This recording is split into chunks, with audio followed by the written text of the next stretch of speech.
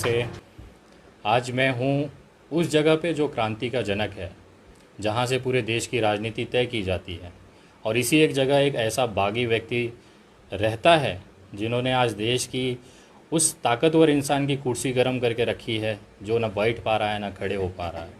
मैं हूँ बनारस की उसकी नगरिया, और आज बात होने वाली है उस बाहुबली की जिसे सोशल मीडिया पे आप कहते हैं बनारस वाले मिश्रा जी।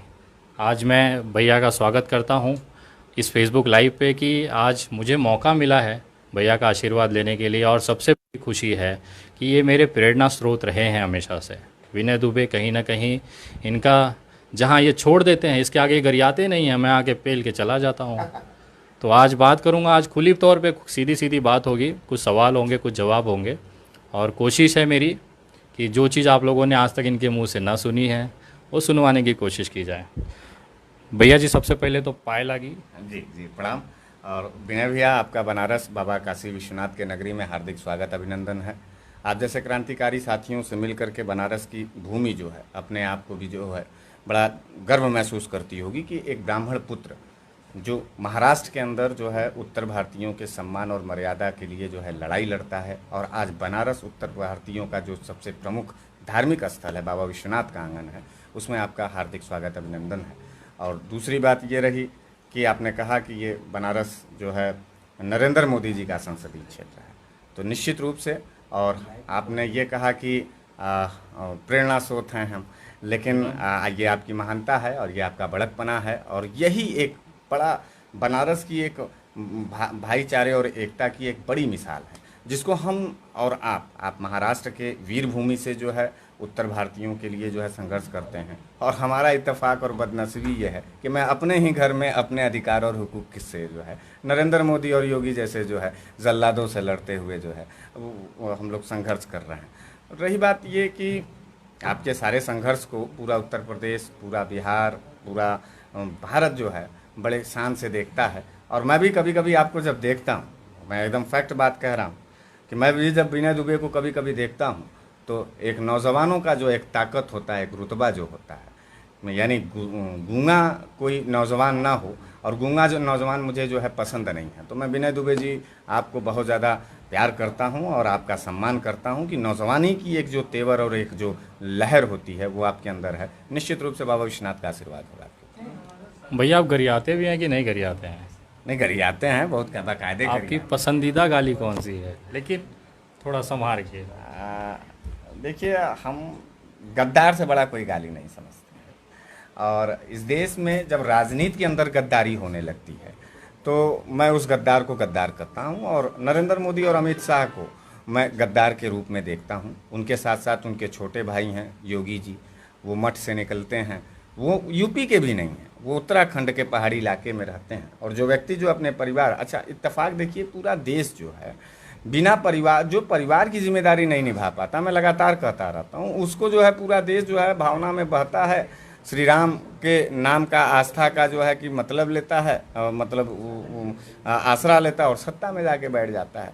तो बाबा भीमराव अंबेडकर के जो है कि इस देश में जब धर्मवाद और जातिवाद का जो है लहर बहता है, तो विनय जी हमारे और आप जैसे नौजवानों की ये नैतिक जिम्मेदारी बनती है कि हम इस तिरंगा के मान, मर्यादा और सम्मान के लिए और संविधान के इस जो संविधान की रक्षा के लिए जो आप लड़ रहे हैं, उसमें मेरा भी एक भागीदारी, एक कदम आपके साथ जरूर रहेगा इस भारत देश में।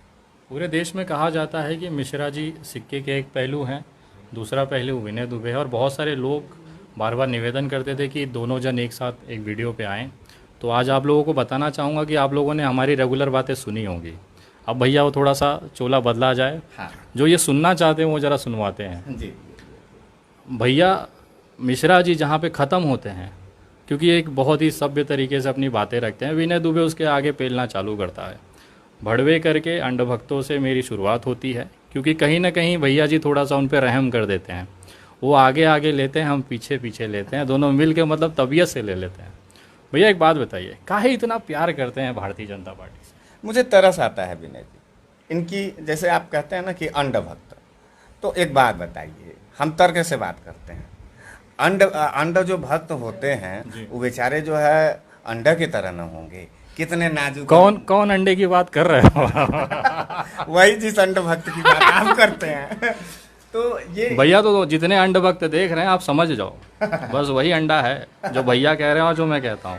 और ये मतलब तकलीफ तब होता है कि जब ये आप जब कहते हैं इनको अंड भक्त, और ये आपको जो है इसका प्रतिपादन करते हैं। बताइए, इस देश में सबसे बड़ी जाति के रूप में हिंदुओं में ब्राह्मण माना जाता है, और ब्राह्मण काशी में के ब्राह्मण को, आप भी उत्तर भारतीय हैं, इस देश के उत्तर भारतीयों में ब्राह्मणों का जो योगदान रहा है, उस योगदान पे भी जो है इनको जो है कि ये पुछरंगवा सियार हम कहते हैं नरेंद्र मोदी जी को। क्योंकि देखिए, जो व्यक्ति अपने परिवार, अपने बाप, अपने घर परिवार की जिम्मेदारी नहीं संभाल पाया, वो 56 इंच का सीना लेकर के जो है भारत में जो है घूमता है और कहता है कि जो है कि मैं पूरा देश बदल दूंगा। देश बदलने की तो बात थी भैया, सीना है कि पिछवाड़ा है? उसका पिछवाड़ा भी नहीं कहा जा सकता है। पिछवाड़ा भी नहीं। पिछवाड़ा भी अगर उस आदमी का होता तो गलवान हमारा होता, सीधी बात ये है। चापे रहा। हाँ, तो अगर 56 इंच का नरेंद्र मोदी जी का कुछ भी नहीं है, और जो भी लोग होंगे 56 इंच जिसको दिखाई देता होगा वो जो है वही आपके अंधभक्त वाले लोग होंगे जो है। मुझे तो लगता है उनका हाइड्रोसिल का ऑपरेशन करना पड़ेगा जल्दी है। पानी नौजवान, जा रहा है। हाँ, नौजवान आप जैसा नौजवान, हमारे जैसे नौजवान जो है भारत देश के अंदर लोकतांत्रिक प्रक्रिया को बचाने के लिए हम लोग उनके पानी का, उनका हाइड्रोसिल का क्या, उनके अतड़ी का ऑपरेशन कर दिया जाएगा। लेकिन एक बात हम आपको बताते हैं कि ये जो, देखो यार, अंधभक्तों, मैं कभी तुम लोगों को खींचता उछता नहीं हूँ। भाई साहब कह रहे थे कि बनारसी अंदाज, वो फील्ड मेरा है भैया। हाँ, तो अंधभक्तों वाला मुझे तो बाकी आप लेते रहो। हाँ, नहीं, मैं आपका अधिकार सुरक्षित रखूंगा। देखो यार, मतलब मेरे गद्दार भाजपाइयों, देश बड़ी दिक्कत से बाहर आया है। ये इस देश में हमारे बाप और विनय जी के पिताजी और दादा का ही योगदान नहीं है, कहीं ना कहीं तुम्हारे भी बाप और तुम्हारे भी दादाओं का योगदान था, तब इस देश में आज़ादी हुई। इस देश में कोई हिंदू ही नहीं रहा, इस देश में तमाम उन वर्ग के लोग भी रहे हैं जिनके बाप दादाओं ने यहाँ बलिदान और कुर्बानी दिया। अब अच्छा, मुझे गर्व ये है कि मेरा बाप दादा सावरकर नहीं है, विनय जी गोलवरकर नहीं है, माफीबाज नहीं है हमारे खानदान के लोग। शायद आपके डीएनए में सावरकर और जो है गोलवरकर जैसे गद्दारों का खून नहीं है, इसलिए आपके अंदर जो है क्रांतिकारिता है और आप सरकार और शासन से अपने वाजिब सवाल पर जो है सवाल करते हैं। और ये लोकतंत्र की बहुत बड़ी खूबसूरती है। जिस देश में आप देख लीजिए, अब वो किम जोन वाला देश, वो कौन सा, नॉर्थ कोरिया है कि कौन सा है? तो मोदी जी, ये नॉर्थ कोरिया नहीं बन सकता भारत, ये सपना अपना देखना छोड़ दो यार। और फिर दूसरी बात ये है कि जो है कि ट्रंप जैसा अमेरिका ये नहीं बन सकता। यहाँ विविधता है, और विविधता में जो है जिस तरीके से हमारी पूरी भारत की एकता और अखंडता है, उसको हम लोग जारी रखते हैं। विनय जी, आप भी प्रयास कर रहे हैं। आप देखिए, उत्तर भारत से जा करके बिहार और महाराष्ट्र के अंदर एक बड़ा मूवमेंट करते हैं। आपका अपराध क्या था? हम लोग पूरे देश के अंदर आपके टीवी चैनल पर देख रहे थे, बड़ा दर्द हो रहा था। आपका अपराध यही था ना कि आप उत्तर भारतीयों के उन गरीब मजदूर महिलाओं और बच्चों को सुरक्षित जो है ट्रेन के द्वारा उनके घरों पर भेजना चाहते थे। आपने कहा कि हम अपने खर्चे से आपको लेके जाएंगे। आपने तो भीख भी नहीं मांगा नरेंद्र मोदी जैसे दलिद्र सरकार से। ये वो दलिद्र सरकार है जो महिलाओं का सैनिटरी पैड भी जो है नीलाम करने से बाज नहीं आए। बच्चों का जो है पोकी पैंट जो इसको कहा जाता है, उसको भी ये जो है कि देखिए मेरे मुंह से निकल गया तो उसको भी ये बेचने से बाज नहीं आएंगे। अच्छा, दूसरी बात ये है कि जिन भाजपाइयों को अपने माँ बहन की इज्जत का फिक्र नहीं होगा, वही जो है दूसरे की माँ बहन की इज्जत को उठाए। सफूरा जरगर के लिए आप भी बोल रहे थे, हम भी बोल रहे थे। इन लोगों ने माँ बहन की इस तरीके की गाली दी है जिसके बाद से आत्मा एकदम दूषित हुआ, दर्द से भरा। और मुझे ये लगा कि ये मेरा देश है, ये हमको गाली दे करके राष्ट्रद्रोह कर सकते हैं, तो मैं इनका गर्दन और इनका कलेजा बाहर निकाल करके इनको अपनी भी राष्ट्रभक्ति दिखा सकता हूँ। हमारे के यहाँ तो जो है कि मतलब कि कहा जाता है एक तो हराम ज़्यादा। हराम का ज़्यादा जानते हैं क्या होता है विनय जी? हराम का ज़्यादा ये होता है कि जिसका ना माने हरामी में पैदाइश के। तो ये भारतीय जनता पार्टी के जितने कार्यकर्ता हैं, अच्छा, इनके माथे पर देखेंगे जो है इनके गर्दन में जय श्री राम का वो रहेगा।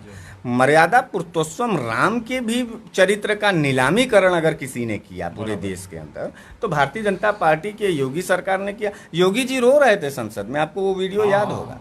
और योगी जी, जिस तरीके से उत्तर प्रदेश में आपने 200 ब्राह्मणों की हत्या कराई है, उसके लिए मैं आपको साफ साफ, विनय दुबे जी हमारे भाई हैं, अब वहीं एक तो विकास दुबे का टेलर देखे हैं, दिमाग खराब करोगे तो दूसरा विनय दुबे का भी टेलर देखोगे। हम लोगों को जीने होने की ज़्यादा खुशहाली नहीं है, और सस्ती ज़िंदगी जीने से बेहतर यह है कि महंगी मौत के लिए विनय दुबे संघर्षरत हैं, हरीश मिश्रा संघर्षरत हैं, उसमें कोई दिक्कत की बात नहीं। लेकिन आपको हम बता दें योगी जी, और जो ब्राह्मण परिवार, आपको एक बात और बता दें विनय जी, आपको जो गाली सोशल मीडिया पर ब्राह्मणों के आईडी से मिलती है, ये IT cell Bharatiya Janata party का फर्जी आईडी होता है, जो पांडे, मिश्रा और तिवारी लगा करके हमको गाली देते हैं। और निश्चित रूप से ये पूरी आईटी सेल भाजपा की जो है कि हम लोगों को जो है खिलाफ अपना वो करती है। आपने क्या कहा? आपने कहा कि मैं डॉक्टर कफील का जमानत पढ़ूंगा। आपने कौन सा गलत किया? नरेंद्र मोदी जी न कह रहे थे कि डॉक्टर इस देश का जो है भगवान होता है, तो विनय दुबे अगर प्रधानमंत्री की भी बात मान करके जो है अपने इस धरती के भगवान के लिए कर रहा है, तो तुम काहे गाली देते हो?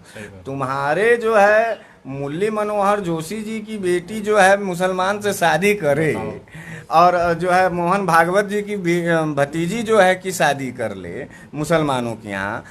नकवी साहब किसके दामाद हैं, मैं पूछना चाहता हूँ। शाहनवाज हुसैन जी किसके दामाद हैं? इनके घर की जो बेटियां हैं वो मुसलमानों के यहाँ जाएं, और हम और आप मुसलमानों को अपने गले न लगाएं, यही इनका जो है तड़पड़ाहट है। तो इस देश की लोग, मतलब ये मामा बन जाए चल जाएगा। हाँ, और हम उनको मिठाई भी ना खिलाएं ईद में। हाँ हाँ, ये नहीं, अब इनको ये जो है जीजा बनाएंगे साफ हाँ, मने शाहनवाज हुसैन हिंदुओं के जीजा हो सकते हैं, लेकिन हमारा पड़ोसी शाहनवाज हुसैन नहीं हो सकता। हम ईद और दिवाली एक साथ नहीं मना सकते। तो ये बनारस की भूमि है, और आपका हार्दिक स्वागत है। बाबा विश्वनाथ आपको ढेर सारी शुभकामनाएं देंगे, ढेर सारी ताकत देंगे। जिस हिसाब से आप उत्तर भारतीयों की आवाज़ बुलंद करते हैं मुंबई और महाराष्ट्र में, मुझे लगता है कि आने वाले समय में बिहार के